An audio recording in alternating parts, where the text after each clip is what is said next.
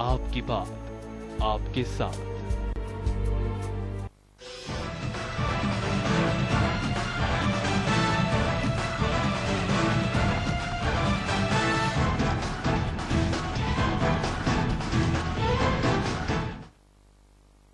स्वागत है आपका साधन न्यूज स्पेशल में। हम बात कर रहे हैं दागी नेता की। जी हां, इनको एक्सपर्टीज हासिल है पर्चा लीक करवाने के मामले में और तमाम राज्यों की पुलिस के लिए भी ये वांछित चल रहे हैं। हमारे साथ आरके साहू इस वक्त बने हुए हैं, क्राइम ब्रांच के प्रभारी हैं ये। आरके साहू जी, बहुत स्वागत है आपका साधन न्यूज में। धन्यवाद आपका। जी, यहाँ पे बड़ी सफलता हासिल हुई है क्राइम ब्रांच की टीम को। कैसे खबर मिली इनके जौनपुर में होने की, क्योंकि वहीं पे इनको पकड़ा गया है? इस संबंध में क्राइम ब्रांच के द्वारा इसके डायरी में नाम आने के पश्चात से लगातार इसकी पतासाजी की जा रही थी और वहां पर लखनऊ में कुछ स्थानीय मुखबिर हमारे द्वारा डेवलप किया गया था और उस मुखबिर के द्वारा लगातार जौनपुर इलाके में रह करके इसके संबंध में जानकारी जुटाई जा रही थी। और अभी कुछ दिनों पहले, एक सप्ताह पूर्व पता चला कि ये अपने गांव आने वाला है। अभी कुछ प्रचार के सिलसिले में बाहर गया हुआ था और गांव आने वाला है। इसी सिलसिले में गांव के आसपास मुखबिर लगाए गए थे और क्राइम ब्रांच की टीम लोकल पुलिस के साथ में वहां पर घेराबंदी करके बैठी हुई थी और जैसे ही ये घर के पास आया तो उसको गाड़ी से उतरते ही दबोचा गया था और पकड़कर वहां की पुलिस की सूचना दी गई और वापस रायपुर लेकर आया गया। जी बिल्कुल साहू साहब, लेकिन यहाँ पे तमाम ऐसे राज्य हैं जिनकी पुलिस के लिए भी वांछित बताए जा रहे हैं, क्या उनको भी सूचना मुहैया करवा दी गई है? हाँ, जयपुर की पुलिस को भी पेपर लीक के मामले में, इसके अलावा रोहतक और अंबाला, दो अन्य जिलों में भी, हरियाणा के दो अन्य जिलों में भी ये वांछित था। तो ये तीनों जिलों की पुलिस को सूचना दी गई है। इसके अलावा संभवतः दिल्ली में भी इसकी तलाश है, तो दिल्ली पुलिस को भी इसकी सूचना दी जा रही है। जी, और गिरोह के तौर पे बेदीराम काम किया करता था, क्योंकि अकेले के लिए संभव नहीं है कि आप पर्चा लीक करवाएं, वो भी 2006 से लगातार ये ऐसे मामले चले आ रहे हैं।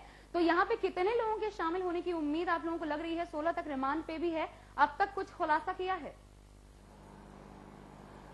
बेदीराम अभी नौकरी के शुरुआत में चीफ टिकट इंस्पेक्टर के रूप में रेलवे में कार्यरत था और ग्रुप डी के पेपर लीक के मामले में सर्वप्रथम इसने 2005 में पेपर लीक कराया था और उसी लीक के मामले में नौकरी से बर्खास्त होने के बाद से ज्यादातर इसने रेलवे के पेपर लीक कराए हुए थे। उसके बाद से इसका लगातार अलग अलग राज्यों के विभिन्न प्रतियोगी परीक्षाओं के पेपर लीक मामले में इसका नाम आता रहा है और अन्य राज्य पुलिस इसे तलाश कर रही थी। इसके अलावा भी इस गिरोह में इसका एक चचेरा भाई दीनाराम, साथ में अजीत सिंह और 2-3 अन्य नाम, जिसमें संतोष सिंह प्रमुख है, ये नाम सामने आए हुए हैं और इनको भी अलग अलग राज्यों की पुलिस तलाश कर रही है। इसकी गिरफ्तारी निश्चित ही रायपुर पुलिस के लिए और छत्तीसगढ़ में होने वाली प्रतियोगी परीक्षाओं के लिए शुभ संकेत है। इसको समय पर पकड़ा जा सका है ताकि इस तरह के कामों को रोका जा सके। जी, ऐसे कितने मामले हैं यहाँ पे साहब आपसे जानना चाहेंगे? बहुत सारे राज्य भी हैं जिनके लिए वांछित बताए जा रहे हैं और 2006 से, अगर हम गलत नहीं है तो तब से ये मामले चले आ रहे हैं पर्चा लीक के। ज्यादातर मामले रेलवे की परीक्षा से जुड़े हुए हैं। कितने मामले अब तक सामने आ चुके हैं? आप लोगों के पास कितने मामले दायर हैं? छत्तीसगढ़ पीएमटी में रायपुर और बिलासपुर 2 अलग अलग मामले इसके विरुद्ध दर्ज हैं। इसके अलावा रोहतक, जयपुर, अंबाला और दिल्ली, इन राज्यों में भी पेपर लीक के मामले में इसकी तलाश है। इस तरह लगभग अभी तक की जानकारी में 6 मामले इसके खिलाफ पंजीबद्ध है, जिसमें ये वांछित है। जी, लेकिन आप लोग क्या मान के चल रहे हैं कि कहां कहां ये तार जुड़े हो सकते हैं? और क्योंकि बहुत ऊंची पहुंच वाला रसूखदार व्यक्ति है ये, तो ऐसे में कहीं ना कहीं एक गैंग के तौर पे अलग अलग जगहों पे भी हो सकता है वर्कआउट किया जा रहा हो इन पर्चा लीक कराने के मामलों को लेकर के। बेदीराम की गिरफ्तारी के बाद अब आगे पुलिस के लिए इसका चचेरा भाई दीनाराम महत्वपूर्ण है, जिसमें इसके साथी संतोष सिंह और अजीत सिंह है। उनकी गिरफ्तारी के लिए भी अलग अलग राज्यों के पुलिस के सहयोग से लगातार दबिश दी जाएगी। ऐसा सुनने में आया है कि इसमें इसके भाई जो दीनाराम है वो अलग अलग स्टेट में घर बनाकर मकान लेकर रह रहा है और पुलिस जब भी जाती है तो वो हमेशा ठिकाना बदलते रहता है, लगातार अंडरग्राउंड रहा है। इसमें लखनऊ एसटीएफ, इलाहाबाद एसटीएफ और जयपुर की एसओजी लगातार इनके पीछे लगे हुए हैं और अब इस कड़ी में रायपुर क्राइम ब्रांच भी बिलासपुर क्राइम ब्रांच के साथ मिलकर इसकी पता तलाश करेगी। जी, और साथ ही क्या अब तक ये स्पष्ट रूप से सामने आ पाया है कि कितने करोड़ का ये आसामी है, कितने का चूना अब तक लगा चुका है? गुनाह भी कबूल किया है इसने अपना? निश्चित रूप से ये जब से इस मामले में शामिल हुआ है तब से इसने काफी संपत्ति बनाई है और कुछ एजेंसियां लिया हुआ है। इसके अलावा शराब के ठेके में भी ये पैसा लगाया हुआ है। तो ये काफी अमीर व्यक्ति है, करोड़पति है। इसके अलावा दीनाराम भी इसी तरह के मामलों में पैसे कमाकर करोड़पति बना हुआ है। जी, आप बने रहिए साहू साहब हमारे साथ। यहाँ पे बीएसपी विधायक सौरभ सिंह जी जुड़ चुके हैं हमारे साथ इस वक्त। सौरभ जी, पहले तो स्वागत करना चाहूंगी आपका साधन न्यूज में। जी जी जी, बताइए मैम। जी, दागी नेता की हम बात कर रहे हैं। आपने बेदीराम जी के बारे में सुना होगा, जिनके ऊपर पर्चा लीक करवाने के मामले चल रहे हैं। तमाम राज्यों की पुलिस है जिनके लिए वांछित बताए जा रहे हैं। जी जी, ये बीएसपी से जुड़े हुए हैं, इसकी पुष्टि करते हैं आप? नहीं, बीएसपी से जुड़े हुए मैडम, अब ये मामला है उत्तर प्रदेश का, हमारे राज्य का ये मामला नहीं है। जी, लेकिन है तो बीएसपी के नेता। उत्तर प्रदेश का ये मामला है मैडम, और उत्तर प्रदेश के जो संबंधित अधिकारी लोग हैं जी और संबंधित लोग हैं, उन्हीं लोग उनके बारे में बता पाएंगे। लेकिन सौरभ जी क्या ये कहने से खत्म हो जाती है बात कि बीएसपी के नेता भले ही हैं, हमारे राज्य से नहीं है?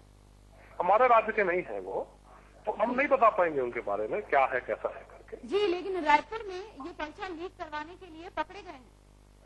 नहीं, वो अलग बात है मैडम। हमारे संगठन से, पार्टी से, हमारी छत्तीसगढ़ की इकाई से किसी तरह से उनका कोई लेना देना नहीं है। जी, अब आप लोग इसको संज्ञान में लेते हुए कुछ कार्रवाई की मांग करेंगे पार्टी हाईकमान से? हमारे जो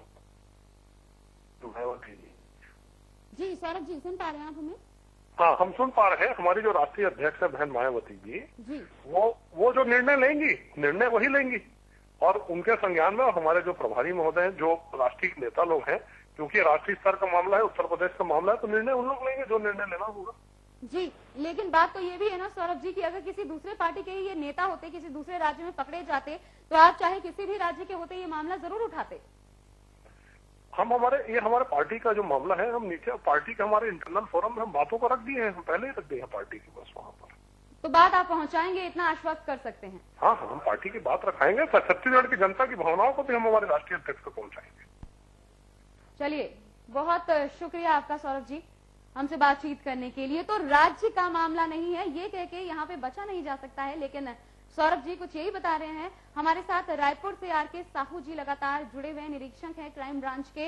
आरके साहू जी, यहाँ पे जबरदस्त धनबल का प्रयोग भी बताया जा रहा था यूपी के चुनाव में, क्या कुछ उसमें साफ हो पाया है तस्वीर की? कितना ज्यादा पैसा ये खर्च कर चुका है यूपी के चुनाव में? इसके संबंध में ये तो नहीं कहा जा सकता कि इसके द्वारा अपना खुद का पैसा कितना लगाया गया है, लेकिन चूंकि ये प्रचार करते रहा है, प्रचार कार्यक्रमों में शामिल रहा है, इस पर निश्चित रूप से अपनी तरफ से भी इसने कुछ पैसा लगाया है। और इस तरह जो पेपर लीक के मामले में 2006 से लेकर अब तक जो उसके द्वारा कमाया गया धन, उन पैसों का प्रयोग निश्चित रूप से ये इस तरह के निजी अपने कामों में करता रहा है। जी, निजी कामों में करता रहे तो क्या उसके खिलाफ भी कुछ कार्रवाई की जाएगी? क्योंकि पैसे जहां पे लगाए हैं, ऐसे जो ऑर्गेनाइजेशन है या फिर जो निजी इसके काम है वो भी बंद करवाने के लिए कुछ कार्रवाई की जाएगी? प्रकरण के विवेचना में यदि ये तथ्य सामने आते हैं कि पेपर लीक मामले में इसके द्वारा पैसे कमाकर अलग अलग कामों में लगाया गया है, तो वो पैसे और उससे संबंधित संपत्ति की जब्ती की कार्रवाई भी इसके विरुद्ध की जा सकती है। चलिए, बहुत बहुत शुक्रिया आपका आरके साहू जी, और बहुत शुभकामनाएं आपको, क्योंकि बड़ी सफलता है ये। तमाम राज्यों की पुलिस के लिए भी वांछित बताए जा रहे थे, ऐसे में ये सफलता मिली है रायपुर की क्राइम ब्रांच की टीम को। आपको बहुत शुभकामनाएं और बहुत शुक्रिया हमसे बातचीत करने के लिए। तो छत्तीसगढ़ पीएमटी पर्चा लीक मामले में क्राइम ब्रांच की टीम को बड़ी सफलता मिली है। जौनपुर से गिरफ्तारी हुई है।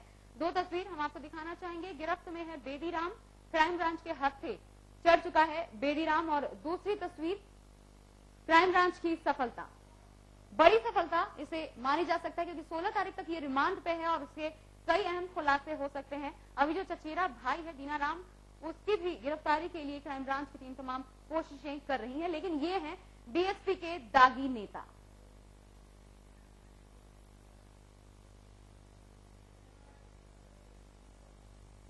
तो ये था नेता का रैकेट, और इस तरीके से धनबल का प्रयोग किया जा रहा था। तमाम राज्यों की पुलिस को यहाँ पे सफलता हासिल हुई है, ऐसा मान के चला जा सकता है, क्योंकि क्राइम ब्रांच की टीम को, जो कि रायपुर की क्राइम ब्रांच की टीम है, उनको जरूर सफलता हासिल हुई है। लेकिन सवाल सबसे बड़ा यही उठता है कि कितना ज्यादा बदलाव हुआ है